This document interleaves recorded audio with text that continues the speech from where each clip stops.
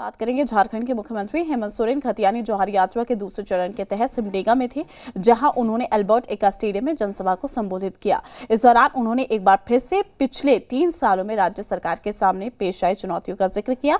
साथ ही केंद्र सरकार और विपक्षी दल बीजेपी को भी आड़े हाथ लिया और अपनी सरकार की उपलब्धियां भी गिनवाई। सिमडेगा पहुंची सरकार की यात्रा, आम लोगों से सरकार का संवाद, अधिकारियों से भी लेंगे जवाब। मुख्यमंत्री हेमंत सोरेन की खतियानी जोहार यात्रा सिमडेगा पहुंची, जहां उन्होंने अल्बर्ट एक्का स्टेडियम में आम लोगों को संबोधित किया। इस दौरान मुख्यमंत्री ने झारखंड राज्य को हासिल करने के संघर्ष और आज की चुनौतियों का जिक्र किया। साथ ही मुख्यमंत्री हेमंत सोरेन ने एक बार फिर कोरोना काल की दिक्कतों की चर्चा करते हुए बताया कि कैसे सरकार ने सभी चुनौतियों का सामना किया। ये भाई अपना खुद का सुपरमार्केट बना के महीने का 10 लाख कमा रहे हैं। हाँ, सिर्फ पैसे वाले नहीं, आप भी कर सकते हैं। फ्रीडम ऐप को अभी डाउनलोड कीजिए। हमारा सरकार बनने के बाद कोरोना जैसा विपत्ति और उसमें से लाखों लोग इस राज्य से बाहर काम करने के लिए, मजदूरी करने के लिए जाने के लिए मजबूर हुए और भारत सरकार जो हमारी विपक्षियों का है, यही लोग दिल्ली में सरकार चला रहा था और अचानक देश को इन लोगों ने लॉकडाउन कर दिया और सारा मजदूरों को सड़कों पर छोड़ दिया। कारखाने बंद हो गए, हाट बाजार, गाड़ी मोटर सब कुछ बंद, और ऐसे में 20-25 लाख मजदूर झारखंड का दूसरा राज्य में जाके फंस गया। अब हम क्या करें? कोरोना से कैसे बचाएं? यहां के लोग तो बच जाएंगे, जो बाहर चले गए उसका क्या होगा? उसको तो नौकरी से भी निकाल दिया, घर से भी निकाल दिया। बड़ा विचित्र स्थिति था। और वो दिन याद कीजिए आप लोग कि उस कोरोना के समय में भी हम अपने मजदूर भाई बहनों को किसी को ट्रेन से, किसी को हवाई जहाज से, किसी को गाड़ी से ला करके घर में घुसाते थे। मुख्यमंत्री ने इस दौरान खतियान आधारित नियोजन नीति को लेकर विपक्ष को आड़े हाथों लिया, तो वहीं उन्होंने आदिवासी मूलवासी के हक की भी बात की। 1932 का खतियान आधारित नियोजन नीति बना रहे थे ताकि कम से कम 3rd-4th ग्रेड में 100% यहां का मूलवासी, यहां के आदिवासी बच्चों को नौकरी मिलता।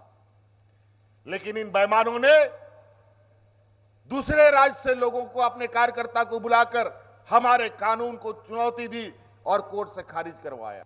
यहां पर बड़े पैमाने में हमारे ओबीसी भाई साथी लोग हैं। जब राज अलग हुआ था तो उस समय यहां पर ओबीसीओं को 27% आरक्षण मिलता था, लेकिन इन्हीं की सरकार ने, इन्हीं के मुख्यमंत्री ने उन ओबीसीओं का 27% का आरक्षण घटा करके 14% कर दिया।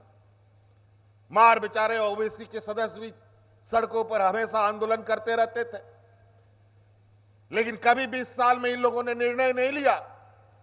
लेकिन आज यहां का मूलवासी आदिवासी सरकार ने ओबीसी को 27% का आरक्षण देने का भी निर्णय लिया।